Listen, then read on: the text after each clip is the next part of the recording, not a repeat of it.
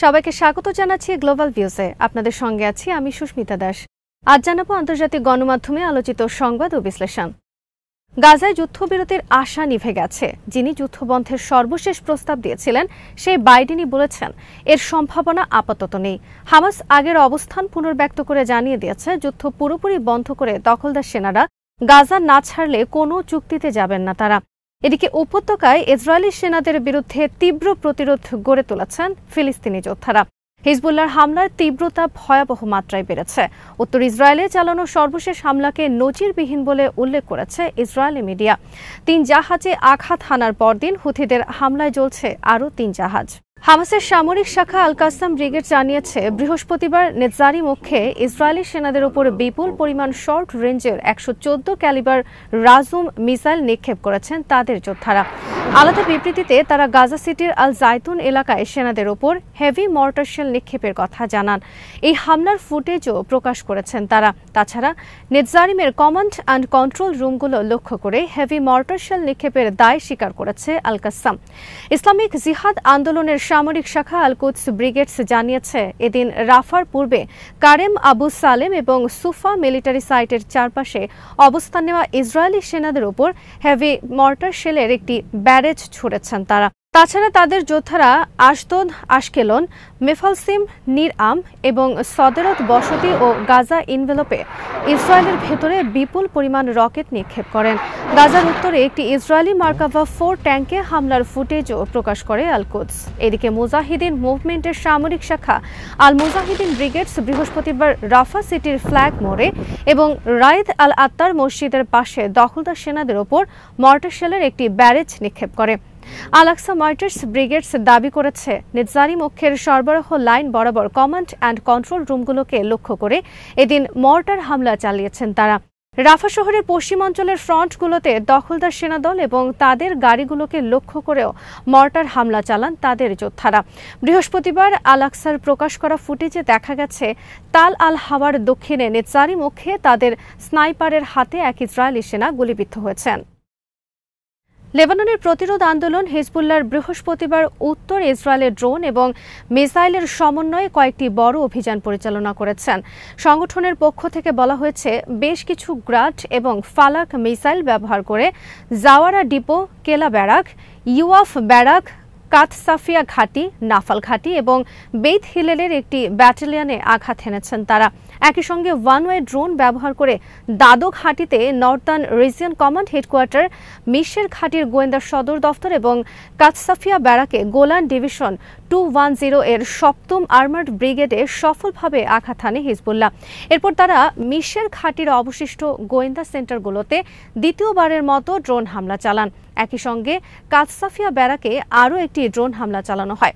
দুটি হামলায় লক্ষ্যবস্তুতে সরাসরি আঘাত হানে। তাছাড়া হিজবুল্লাহর যোদ্ধারা কাদাস ট্রায়াঙ্গেলে গাইডেড মিসাইলের আঘাতে একটি মিলিটারি হামভিকে ধ্বংস করে দেন। এতে নিশ্চিতভাবে হতাহতের ঘটনা ঘটেছে বলে জানান তারা।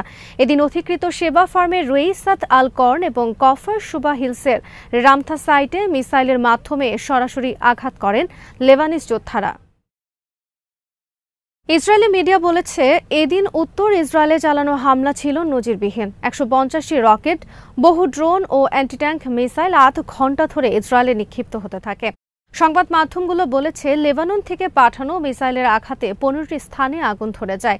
ইসরায়েলি সংবাদপত্র ইয়েদিওথ আহরনোথ বলেছে এখন হিজবুল্লাহ যে ধরনের হামলা চালাচ্ছে এতে বোঝা যাচ্ছে তাদের অস্ত্র ভাণ্ডারে শুধু প্রিসিশন অস্ত্রের সংখ্যাই বাড়েনি, বরং নির্ভুলভাবে সামরিক লক্ষ্যবস্তু নির্ধারণ করে তাতে বড় পরিসরে নিখুঁত হামলা চালানোর দক্ষতাও বেড়েছে। খবরে বলা হয় আগের দিন বুধবার সকালে উত্তর ইসরায়েলে রকেটের যে বিশাল ব্যারেজ নিক্ষেপ করা হয়, রকেটের শ্রেণী এবং সংখ্যার বিচারে যুদ্ধ শুরুর পর থেকে এটি ছিল বৃহত্তম হামলা। এই হামলায় বিভিন্ন বসতিতে অগ্নিকাণ্ড এবং হতাহতের ঘটনা ঘটে। মার্কিন সংবাদ মাধ্যম নিউজ উইক বৃহস্পতিবার বলেছে যুদ্ধ শুরুর পর উত্তর ইসরায়েল থেকে সরিয়ে নেওয়া বসতি স্থাপনকারীর সংখ্যা 2 লাখে পৌঁছেছে। ইসরায়েলি মিডিয়াও বসতি স্থাপনকারীদের নিয়ে ব্যাপকভাবে প্রতিবেদন করছে, যাতে বলা হয়েছে হিজবুল্লাহর সঙ্গে লড়াইয়ের কারণে উত্তরের লোকজনকে ভারী মূল্য দিতে হচ্ছে। এখন তারা খুবই ক্লান্ত। ইয়েমেনের হুথি আনসারুল্লাহ সমর্থিত সশস্ত্র বাহিনীর মুখপাত্র ইয়াহিয়া সারি বৃহস্পতিবার জানিয়েছেন গাজার সমর্থনে লোহিত এবং আরব সাগরে তারা 3টি জাহাজে নতুন করে হামলা চালিয়েছেন। প্রথম হামলা পরিচালিত হয় আরব সাগরে ভারবেনা জাহাজের বিরুদ্ধে। মিসাইল ফোর্সের চালানো এই হামলা জাহাজটিকে সরাসরি আঘাত করে এবং পুরো জাহাজে আগুন ধরে যায়। মার্কিন সেন্ট্রাল কমান্ড বা সেন্টকম এক বিবৃতিতে বলেছেন, 2টি মিসাইল আঘাত হানার পর ভারবেনায় আগুন ধরে যায়। হুথিদের মুখপাত্র বলেন, দ্বিতীয় এবং তৃতীয় হামলা হয় লোহিত সাগরে সি গার্ডিয়ান এবং আথিনা জাহাজের বিরুদ্ধে। বেশ কয়েকটি ব্যালিস্টিক মিসাইল এবং ড্রোন জাহাজ দুটিতে সরাসরি আঘাত হানে। সারি জানান, ইসরায়েলি বন্দরগুলোতে জাহাজ প্রবেশে ইয়েমেনি সশস্ত্র বাহিনীর দেওয়া নিষেধাজ্ঞা অমান্য করায় জাহাজগুলোতে হামলা চালানো হয়। হুথিদের বাহিনী সি ড্রোন ব্যবহার করে একটি জাহাজে প্রথমবার সফলভাবে আঘাত হানার একদিন পর 3 জাহাজে হামলার এই ঘটনা ঘটল। মার্কিন ডিফেন্স ইন্টেলিজেন্স এজেন্সির একটি প্রতিবেদনে বলা হয়েছে, ইয়েমেনের প্রতিরোধ যোদ্ধারা 19 নভেম্বর থেকে এ পর্যন্ত লোহিত সাগর এবং এডেন উপসাগরে মার্কিন নেভাল ভ্যাসেল, কোয়ালিশন শিপ এবং কমার্শিয়াল ভ্যাসেলে 175টিরও বেশি হামলা চালিয়েছে। প্রতিবেদনে বলা হয়, এসব হামলার কারণে 29টি বড় এনার্জি এবং শিপিং কোম্পানি তাদের রুট পরিবর্তন করতে বাধ্য হয়। এর ফলে লোহিত সাগরে কন্টেইনার জাহাজ চলাচল 2023 সালের ডিসেম্বর থেকে 90% কমে গেছে। ঐতিহ্যবাহী শিপিং রুটগুলোতে হামলা শুরুর পর আফ্রিকার পাশ দিয়ে বিকল্প রুট হিসেবে অনেক দীর্ঘ পথ পাড়ি দিচ্ছে কোম্পানিগুলো। মার্কিন প্রতিবেদনে বলা হয়, এতে করে জাহাজগুলোর যাত্রায় 11,000 নটিক্যাল মাইল বেড়ে গেছে। 1 থেকে 2 সপ্তাহ ট্রানজিট টাইম বৃদ্ধি পেয়েছে। একই সঙ্গে ট্রিপ প্রতি জ্বালানি খরচ বেড়েছে $10 লাখ পর্যন্ত। ইয়েমেনের আনসারুল্লাহ আন্দোলনের নেতা সাইয়েদ আব্দুল মালিক আল হুথি বৃহস্পতিবার বলেছেন, কিছু আরব দেশ মার্কিন তত্ত্বাবধানে ইসরায়েলি বাহিনীর সঙ্গে মহড়ায় অংশ নিতে চায়। তিনি এসব দেশকে ইসরায়েলের ঢাল হিসেবে ব্যবহৃত না হওয়ার আহ্বান জানান। সাইয়েদ আল হুথি প্রশ্ন করেন, কেন তারা ফিলিস্তিনিদের সহায়ক ফ্রন্টগুলোর সম্মানজনক অবস্থান থেকে শিক্ষা নিয়ে উপকৃত হন না।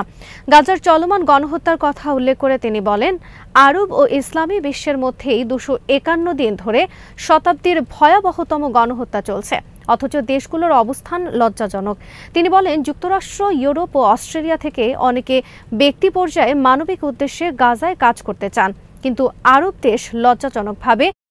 কিছু আরব দেশ লজ্জাজনকভাবে এর অনুমতি দিচ্ছে না। গাজা উপকূলে মার্কিন বাহিনীর তৈরি জেটির কথা উল্লেখ করে তিনি বলেন, এই জেটি ব্যবহার করে গাজার আল নুসেইরাতে হামলা চালিয়েছে ইসরায়েল। তিনি নিশ্চিত করে বলেন, নুসেইরাতে হামলায় এই জেটির ব্যবহার প্রমাণ করে এটি একটি মার্কিন ঘাঁটি এবং ইসরায়েলকে সহায়তা দিতে এটি তৈরি করা হয়েছে। মার্কিন প্রেসিডেন্ট জো বাইডেন বলেছেন, তিনি শিগগিরই গাজায় যুদ্ধবিরতি চুক্তির সম্ভাবনা দেখছেন না। কারণ হিসেবে তিনি উল্লেখ করেছেন, বৈশ্বিক সমর্থন থাকা মার্কিন সমর্থিত প্রস্তাবটি ইসরায়েল বা হামাস কেউ পুরোপুরি গ্রহণ করেনি। বৃহস্পতিবার তিনি জানান, ইতালিতে G7 শীর্ষ সম্মেলনে আন্তর্জাতিক নেতারা যুদ্ধবিরতি নিয়ে আলোচনা করেছেন। তবে শিগগিরই যুদ্ধবিরতি চুক্তিতে পৌঁছানো যাবে কিনা সাংবাদিকদের এমন প্রশ্নের জবাবে বাইডেন সোজা সাপটা জবাব দেন, না, তবে আমি আশা হারাইনি। মার্কিন সম্প্রচার মাধ্যম CNN-কে দেওয়া সাক্ষাৎকারে হামাসের অন্যতম শীর্ষ নেতা ওসামা হামদান যুদ্ধবিরতি প্রসঙ্গে হামাসের অবস্থান তুলে ধরে বলেছেন, জিম্মিদের মুক্ত করার বিষয়ে কোনো আলোচনার আগে ইসরায়েলকে পূর্ণ যুদ্ধবিরতিতে সম্মত হতে হবে। তিনি বলেন, ইসরায়েলিরা কেবল 6 সপ্তাহের যুদ্ধবিরতি চান, তার মানে এরপর তারা আবার যুদ্ধে ফিরে যাবেন।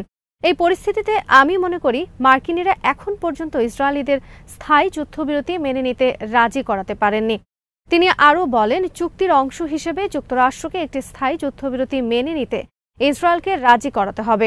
গাজায় বন্দী ইসরায়েলিদের বিষয়ে হামদান বলেন, 117 পণবন্দির মধ্যে আর কতজন হামাসের কাছে আছে তা কেউ জানেন না। তিনি বলেন, এ বিষয়ে আমার কোনো ধারণা নেই। আমি কেন, কারও কোনো ধারণা নেই এ বিষয়ে। এ সময় তিনি সামগ্রিক পরিস্থিতির জন্য ইসরায়েলকে দায়ী করেন। সম্প্রতি ইসরায়েলি চিকিৎসকরা বলেছেন, হামাসের হাত থেকে উদ্ধার করা জিম্মিদের একজন অস্বাভাবিক ক্ষীণকায় ছিলেন এবং বাকিদের মানসিক অবস্থা খুব একটা সুবিধার ছিল না। হামদান এজন্য ইসরায়েলকে দায়ী করে বলেন, যদি তাদের কোনো মানসিক সমস্যা হয়ে থাকে তবে তা গাজায় ইসরায়েল যা করছে তার কারণেই হয়েছে। নিউ আরবের খবরে বলা হয়েছে, কলম্বিয়ার একটি সামরিক হাসপাতাল গাজা যুদ্ধে আহত ফিলিস্তিনি শিশুদের চিকিৎসা সেবা দেওয়ার ঘোষণা দিয়েছে। কলম্বিয়ার উপমন্ত্রী এলিজাবেথ টেইলর বৃহস্পতিবার সাংবাদিকদের জানান, শিশুদের সঙ্গে তাদের পরিবারও কলম্বিয়া যাবে। কিন্তু কতজন শিশু কলম্বিয়ায় চিকিৎসা নিতে পারবে, কখন তারা সেখানে যেতে পারবে বা কতদিন সেখানে তারা থাকতে পারবে, এই বিষয়ে বিস্তারিত কোনো তথ্য দেয়নি টেইলর। তিনি বলেন, সরকার বিশ্বাস করে কলম্বিয়ার সামরিক চিকিৎসকরা কয়েক দশক ধরে চলা অভ্যন্তরীণ দ্বন্দ্বের সময় আহতদের যত্ন নেওয়ার যে দক্ষতা অর্জন করেছেন তা তারা ফিলিস্তিনের আহত শিশুদের চিকিৎসার ক্ষেত্রে কাজে লাগাতে পারবেন। বর্তমানে আরব আমিরাত, জর্ডান এবং জার্মানিতে আহত ফিলিস্তিনি শিশুদের চিকিৎসা সেবা দেওয়া হচ্ছে। আল জাজিরা জানিয়েছে, Israeli helicopter, gunship, attack drone ও যুদ্ধবিমানগুলো রাফায় হামলা চালিয়ে যাচ্ছে। গাজার স্বাস্থ্য মন্ত্রণালয় বলেছে, 7 অক্টোবর শুরু হওয়া হামলায় বৃহস্পতিবার পর্যন্ত অন্তত 37,232 ফিলিস্তিনি নিহত হয়েছেন, যার অধিকাংশই শিশু ও নারী। এদিকে গাজাকে বসবাসের অযোগ্য করে ফেলা হয়েছে বলে মন্তব্য করেছেন ফিলিস্তিনে নিযুক্ত জাতিসংঘের শরণার্থী বিষয়ক সংস্থা আনরুয়ার প্রধান ফিলিপ লাজারিনি। উপকূলীয় ভূখণ্ডটি একসময় প্রাণবন্ত শহর ছিল বলেও মন্তব্য করেন তিনি।